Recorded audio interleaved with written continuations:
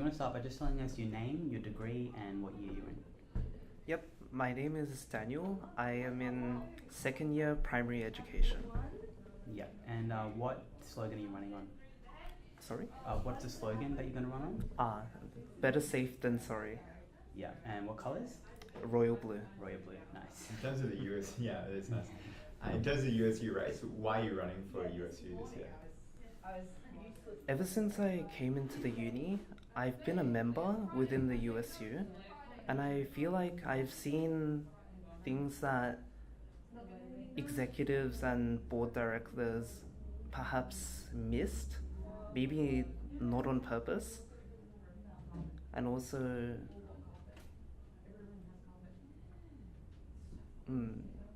yeah. What's an example of the kind of thing they might have missed? So, for example, I think Wentworth building is quite tired. Like the facilities, I think could use a bit of a revamp. So, for example, sorry. Is that something that the board has missed, given that Wentworth is already slated for demolition and reconstruction? I haven't heard any official reports from the university about that. I've looked up the strategic plan, and it mentions nothing about that. And also, there's no official confirmation from the university that they're going to demolish Wentworth yet. It's pretty clear that it's on the cards, or at least it's something the board's been talking about for a long time. Do you think that your policy then of refurbishing Wentworth is actually adding anything new? Yes, I think so. In the meantime, like it might get demolished in 5 years' time, but there's nothing wrong in helping make student life a little easier by updating the facilities. And when we do knock down Wentworth, there's nothing wrong in like salvaging the new facilities. So like, for example, in the boys' toilets, there's no bag hooks. So let me get this straight. You're saying you'd invest in upgrading the current facilities in Wentworth and then knock the building down later, all the same? I would try to avoid knocking down the building, because where would the students go for food Well, and other amenities? Well, given that the board and the entire USU has been moving towards an entire demolition and reconstruction of Wentworth, you'd reverse that whole policy. If that's the way the board wants to go, then I will follow along. But I do believe that Wentworth should be updated right now to increase accessibility. So, you know what I mean? So you'd spend the money on updating an old building, Yeah. even though that building is going to get demolished at some point. Yes, I would. Merriweather was, I'm pretty sure, planned to be demolished as well, but it hasn't been demolished just yet. And also, the university hasn't made a confirmation as to when that demolition will be. So, if they were going to demolish it soon, then they wouldn't invest in fixing, for example, projectors when they break, like investing in new, like other amenities in the Merriweather building. Yeah. But don't you think it's kind of a waste of resources to upgrade something, even though it's going to be demolished later, because you're spending that money when it's all just going to be sort of destroyed anyway? It won't be destroyed, because I'm pretty sure I mean, it's like hard things to can keep be things taken there down. when you're demolishing a whole building. Sorry? It's hard to like keep things intact when you're demolishing a building. Oh, so like before we demolish the building, Is there any point in upgrading it? Isn't it sort of a waste of money? so that means you're saying that the students should put up with like dodgy facilities until then? I mean, if it means that they're going to get better ones and at a lower cost to them later on, wouldn't it be better? Well, for people like me well, and yourselves as well. Like, our degrees are going to end probably before the new building comes in, and students pay the amenities fee every year. So I think they deserve better than what we have right now. So you think we should focus on channeling sort of resources into short-term investments that make the lives of current students better, rather than longer-term, more stable ones that would benefit future students? There's nothing wrong in buying new stuff, putting it into the building, then pulling it down, and then diverting the resource somewhere else. But then what if there's not enough money to do the new renovation as good as it could be? Then that's a different story. Okay, if that's a different story, how will you solve that problem?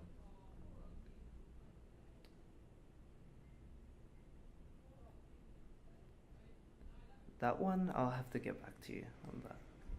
Okay. Yeah. And how would you describe your political views? So whether I'm left or right. Yeah, just a broad understanding of your political views. In if your you, terms. yeah, if you align with any parties or anything like that. No, I'm not aligned with any. I'm neither left nor right, or I don't classify myself as that, but I know that I'm a left-hander and I throw a ball with my right hand. So you could say a mix of both. Yeah. In the middle. What does that translate to in your views on like policy? So let's take a USU example. Last year, you might be aware the USU board had to vote on whether to strike in solidarity with with NTEU workers. Yep. They voted to not strike in solidarity. If you had been on the board at the time, what would your vote have been? I believe yes, I would have voted to strike, because everyone has a right to equal working conditions.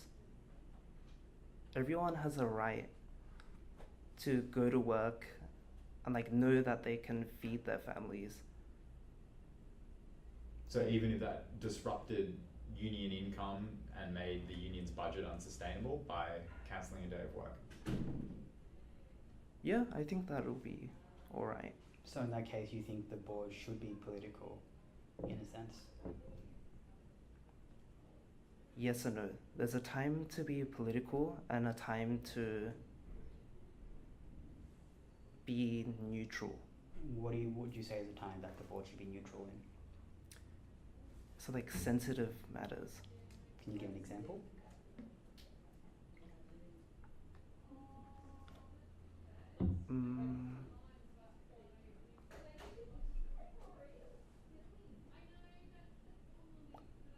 So like,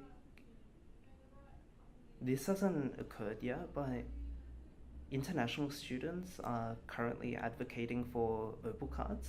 Mm-hmm.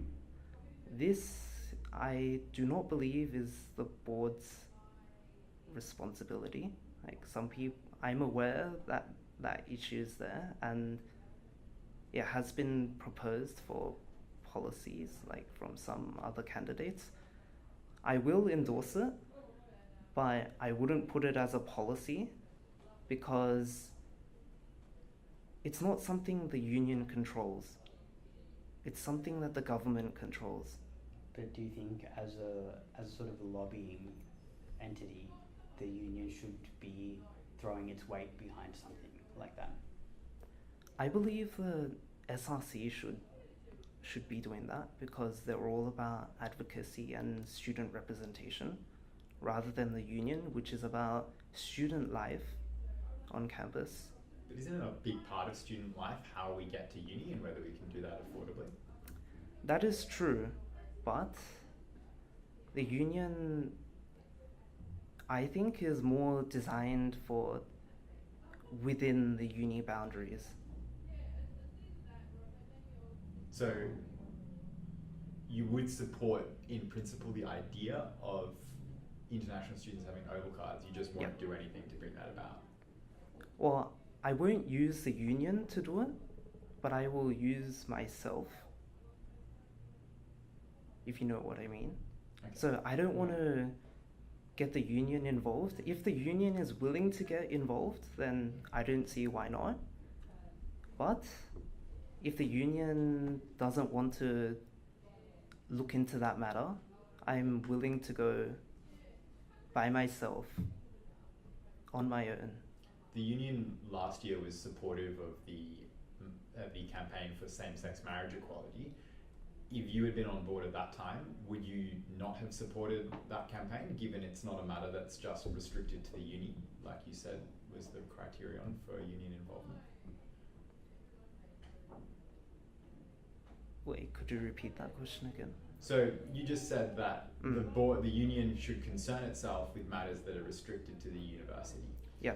Last year, the USU came out in support of the same-sex marriage equality campaign. Now, that's not an issue which is restricted to the university, it's a broader societal one. So by that standard, would you, had you been on board at the time, have not supported the same-sex marriage equality campaign? That'll all depend on the flow of the board. What does that mean? Do you mean that if other board directors voted to go along with it, you would too? I think the same-sex marriage is on a different level to international student Opal cards, I think. So there's the yes side and the no side. I would rather not get involved in the politics of that because there would be so much argument. And yet at the same time, you're willing to strike in solidarity with anti-EU workers. That's okay, but other political matters aren't okay. Where's the line? So this is people's livelihoods we're talking about, wages. Well, same-sex marriage is people's dignity and their ability to love the person they declare publicly they love the person they love. What's the difference?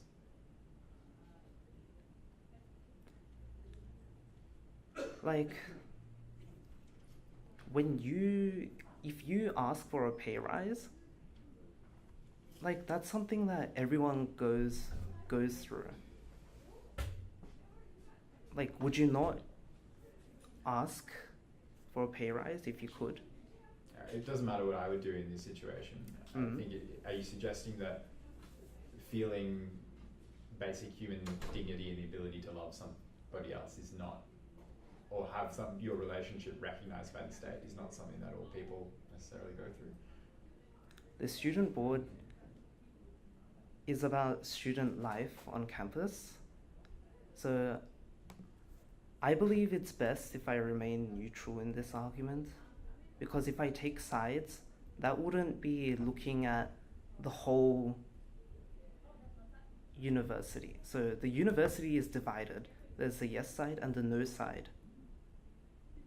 The university is equally divided on the issue of strikes, though. There are people in the university who believe that we shouldn't be striking. There are students that want to be able to access university services. Yep. So then why don't you sort of give the same respect, I guess, to that particular no segment?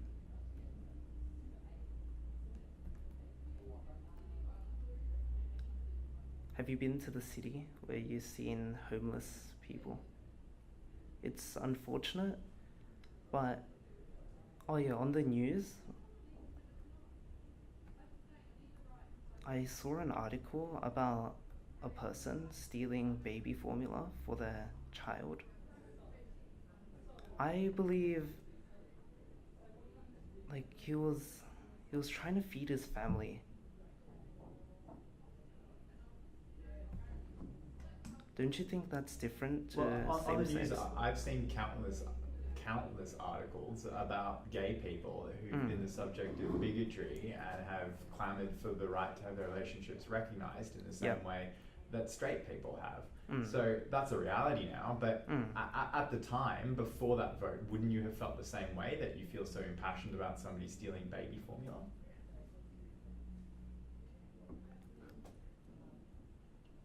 Could you repeat that again?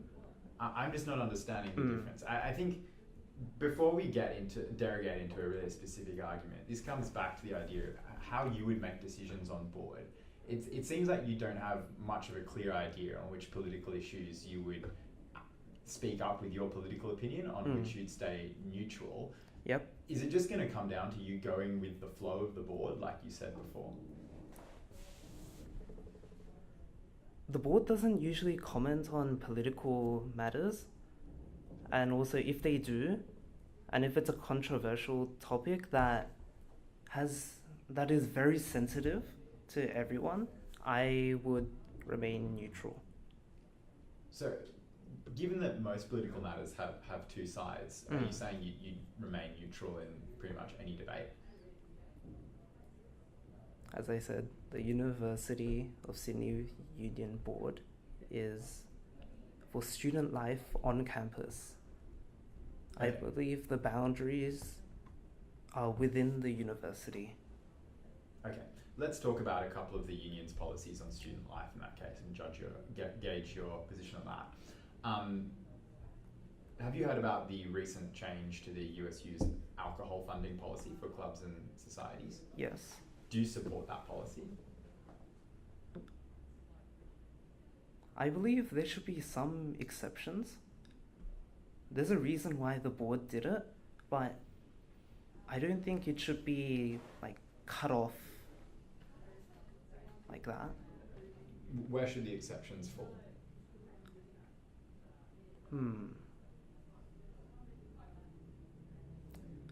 So when the current facilities cannot accommodate the demands that the society or club is asking or is planning for.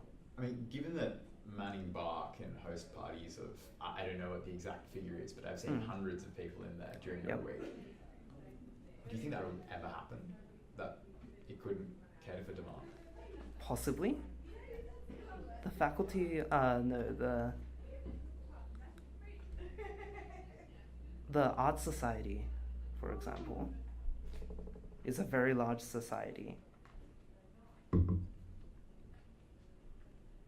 Okay. Yeah. So on the rationale then for the policy, it was introduced to promote safety. Yep. Why should we make an exception to big societies if promoting safety is a good thing? I am aware that clubs and society executives, the president, I think it was the vice president and the treasurer, have to undertake training with the union at the beginning of their terms. So I think if we, like big societies like that, like they would have more responsibility, I believe. Okay. Like they would. Do you think they would be more responsible than the trained RSA holding servers at USU venues who have to go through like rigorous safety training? I thought you needed an alcohol license, like when you book. So the venues that the societies book, even if it's outside of campus, I'm pretty sure have to have that alcohol license. So I'm pretty sure they're trained to do so. Sure, but the USU's argument is that its staff have to go through particular training programs above and beyond that, which have particularly to do with how to navigate sexual assault and dangerous practices in an alcohol-fueled environment. Given that that training is provided, isn't that a better protection than anything you could get off campus or anything that the more responsible executives of big societies you claim would be able to give?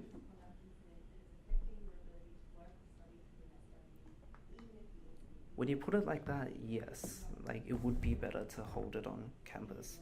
But that was before I knew that. Okay, so you're now backtracking on your position on that policy. You would implement it with no exceptions. When you're given new information that you're not aware of, I think it's alright to backtrack. I'm a soccer referee. We're allowed to backtrack on our decisions. Why? Because we're human. And because when new information comes in, we follow along. Because that's fair. Okay, cool. Yeah, and with that policy as well, one big point of contention with that was that a lot of clubs and societies execs felt like they weren't properly consulted in regards to it. If you were implementing a similar policy and knew that would affect club and societies executives, how would you go about sort of implementing that, and would you sort of liaise with these executives? Yes, I would have like a consultation period. Mm-hmm. So the board will release what they want to implement, and then they can comment on it, and then we'll make changes accordingly. Yeah, and how seriously do you take their feedback? Very seriously. So if they overwhelmingly were against a policy, Yep. but you and the board felt that this was in the best interest of students, how would you then navigate it?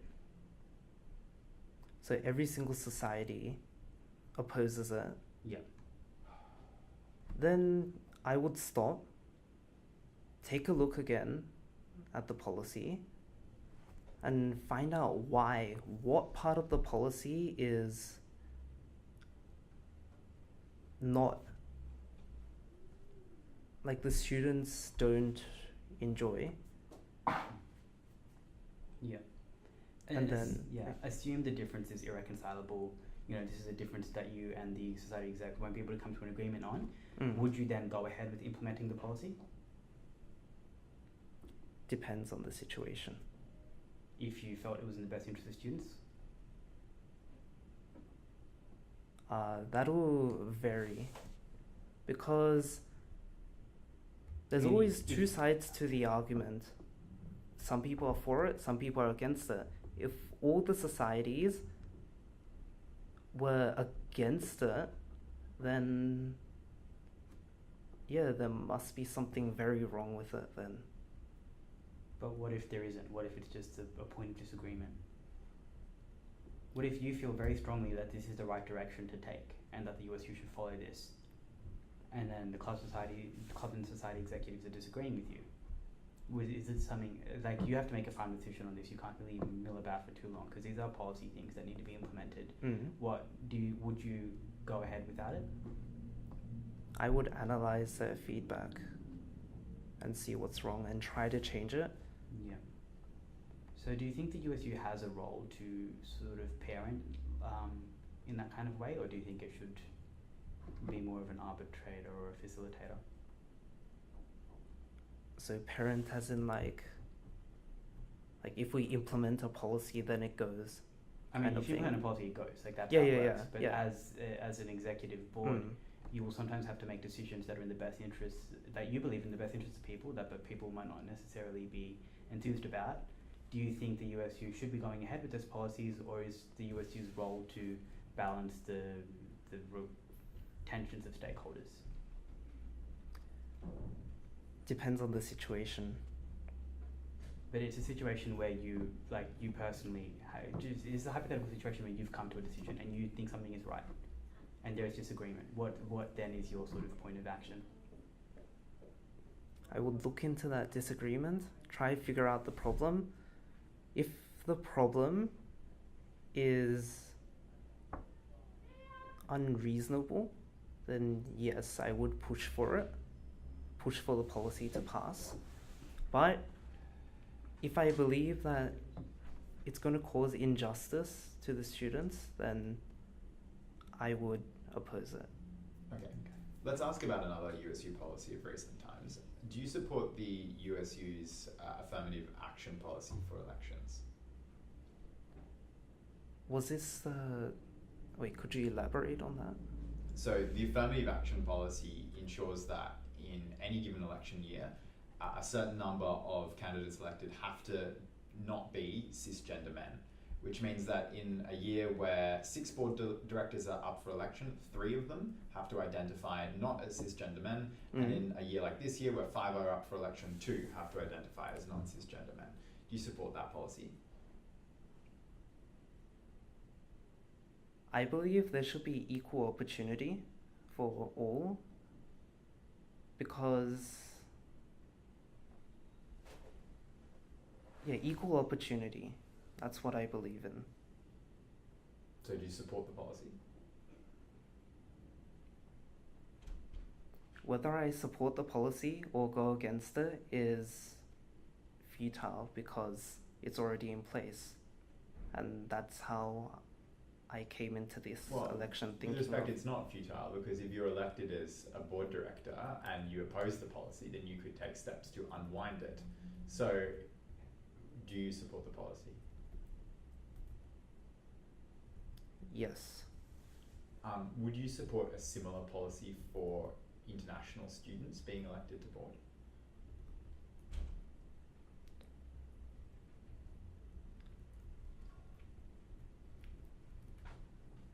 Now that's taking things to a different level, I think.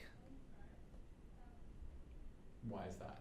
So it's like saying, like it's favoring one group over another, I think. And that would not be fair. But is it a matter of favouring one group over another, or is it a matter, like you said before, of providing equal opportunity?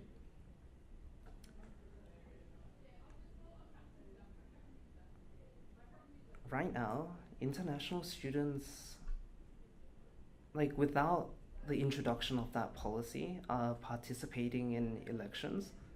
So I don't see why we would need that policy just yet. But if they were to drop, then yes. I think international students should get a say because it's their student amenities fees going in as well. Cool. A couple of things on this year's campaign then. Yep. Of the candidates this year, who are your top 3 picks? Rather than top 3, I've got a few candidates that I think will be good to work with. These include Lachlan, Beck, I think is pretty nice as well.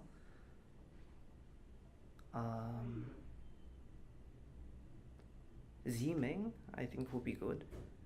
All of our policies tend to align in some area. And also, I think Maya as well. Maya, sorry. I think it is Maya, but yeah. Have you started negotiations for preference deals or anything like that? No, not yet. No, okay. And on the flip side, who would you not be able to work with out of this year's candidates?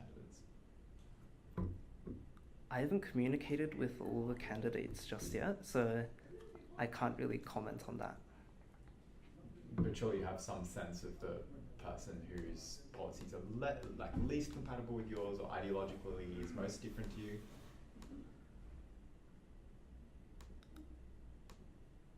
So you've changed the question now, right? No, I was just following up, asking whether you had a sense of who you might not get along with as well. I think they're all good people, so I think we'll find a compromise somewhere. Okay. Yeah. In the upcoming board presidential election then, if you do get elected to board, who will you be voting for?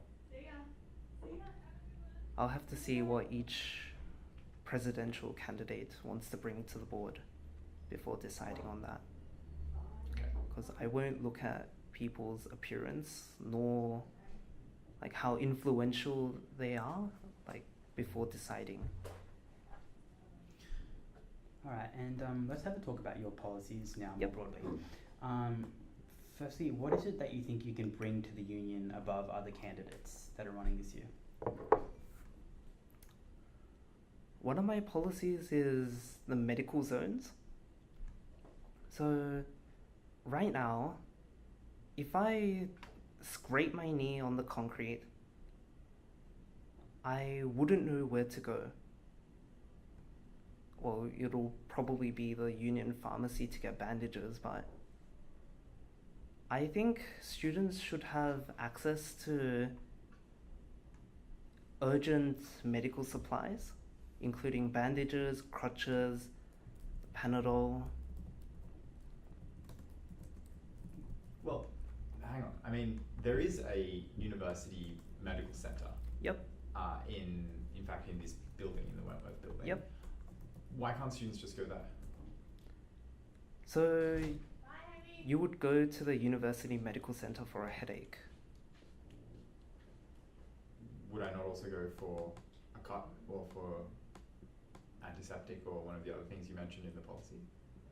That hasn't been, I think, very well advertised, so I wasn't aware of it. I mean, do doctors need to advertise that they treat basic injuries? But I took a look at the appointment system and it's backlogged for at least a week. So would I wait 1 week to go fix a cut, or would I go someplace where I can go get bandages and antiseptic cream and fix it right now? Okay. Is this really a priority though? I mean, how many students actually do graze themselves while walking through the university? This isn't a school playground where people are falling out of trees. So do you think students are really clamouring for band-aids on offer? Not necessarily band-aids, but Panadol will be helpful because I was sick a couple of weeks ago. I forgot to bring Panadol from home. So rather than going and buying Panadol, when I've got a full pack back at home, I could go to the medical zone and then grab a Panadol and then feel temporary relief for that day. And then when I go home, I would go get some more Panadol then. Okay. Have you had a look at, I mean, like, it's obviously a policy, but have you had a look at how this would be funded and what kind of costs this could incur? Yeah, the union pharmacy already buys medication to resell back. So I'm pretty sure they have a good relationship with suppliers. Yeah. So these medical zones, are they gonna cost money, or are they gonna be free to students? I think they should be accessible to students. Does that mean free? Yep. Yep. And is this just for all students or for students with just access? I think they should be for all students. For all students. Okay. Yeah. So presumably that's gonna cost a little bit of money, right? If nothing else changes, where are you going to take that money from? What are you going to reduce funding in the USU's expenditure so you can fund this policy? I'm pretty sure the USU has sources of income which we can divert to this. Are there For any- example? Yeah.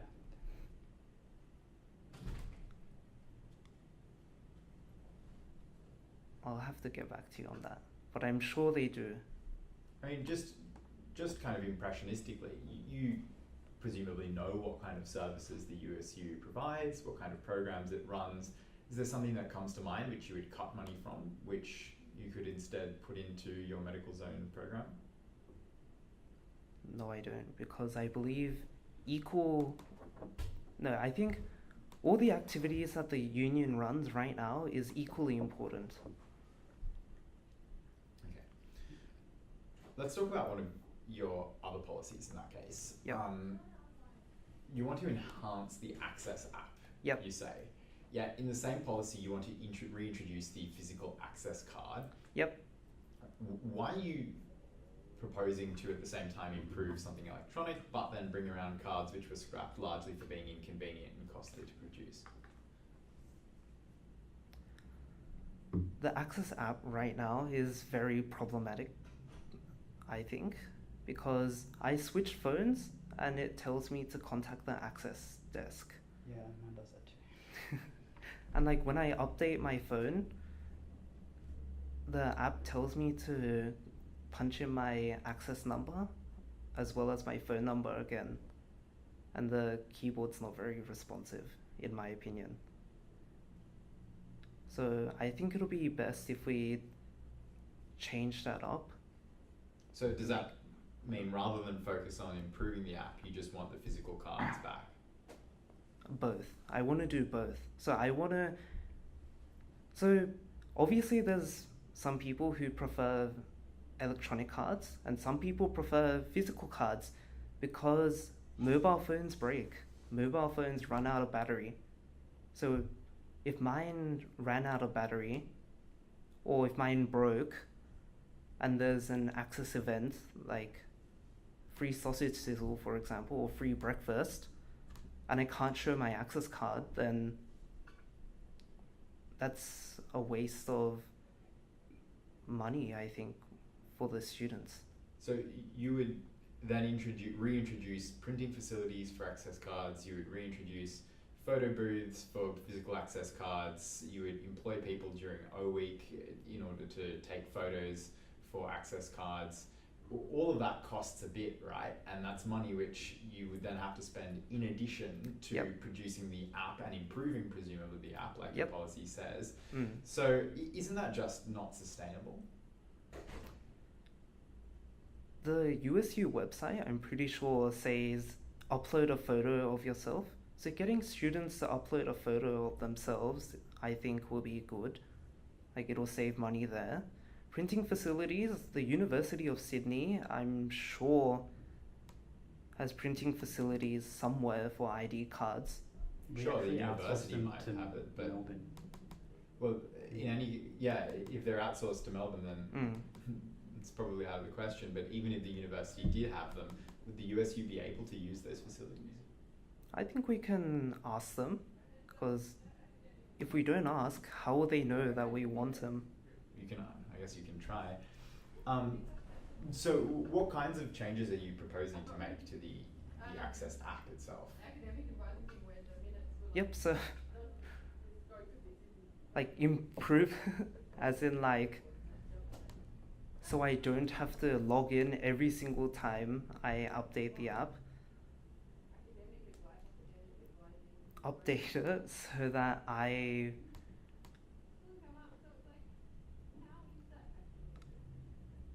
like have more use of the app, because right now I only just use it for scanning my card and going. I think it'll be good if we can have some sort of activity log, so it shows how much we've saved, how much money you've spent, societies that you've recently visited, like event attendance kind of thing. Are these really the key issues with access, though? Surely what students are really clamouring for is cheaper access in the first place. Yep. Would you support that? Yes. And how would you bring that about?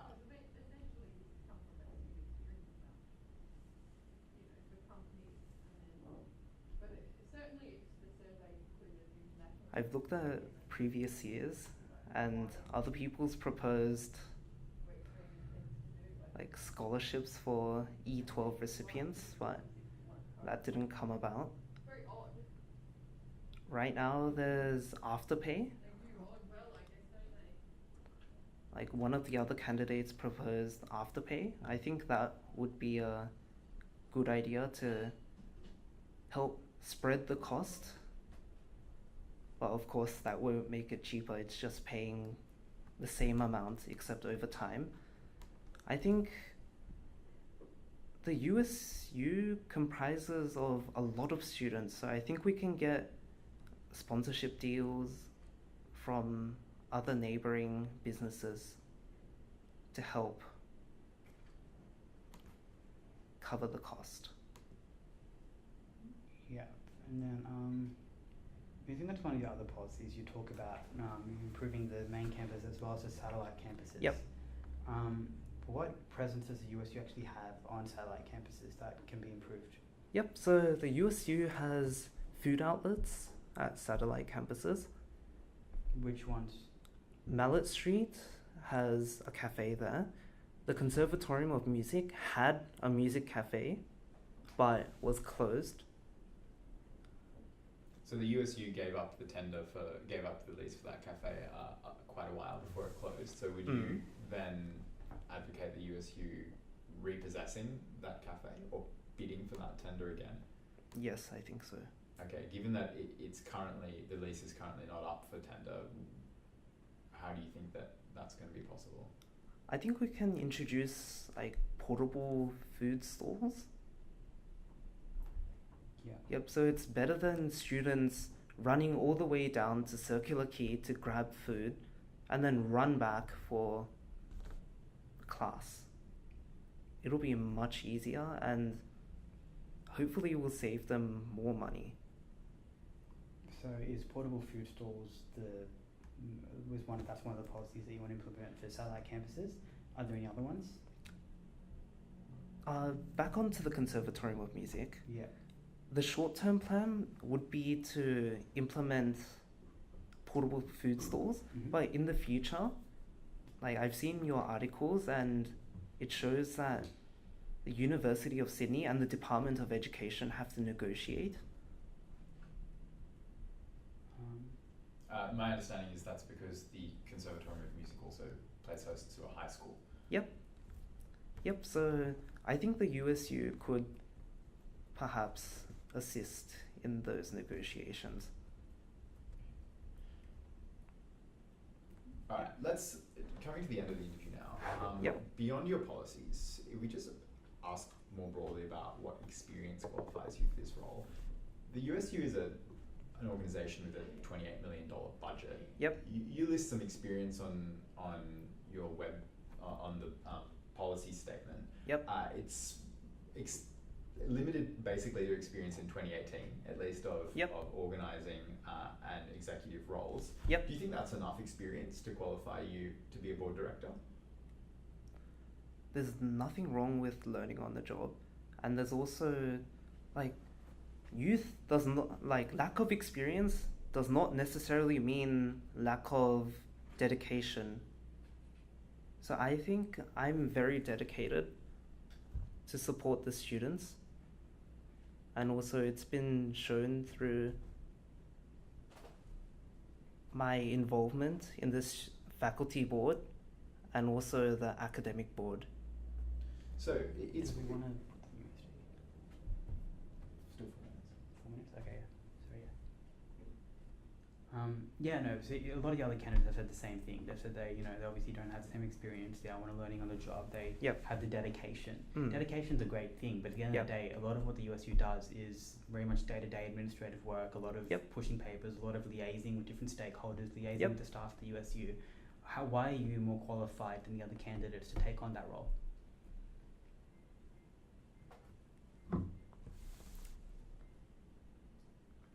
I think it's because of dedication. That's what they all said though. Yeah, probably. But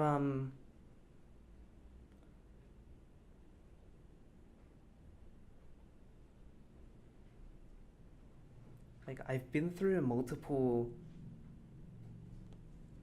societies, if you could say. I've been through USU Update. I've communicated with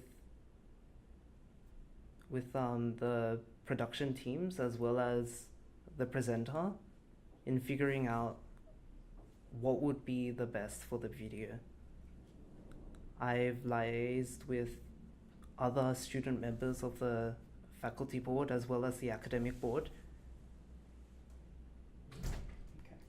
Cool. I think that's about all we had, so we might leave it there. Thank you very much for your time this afternoon. Thank you.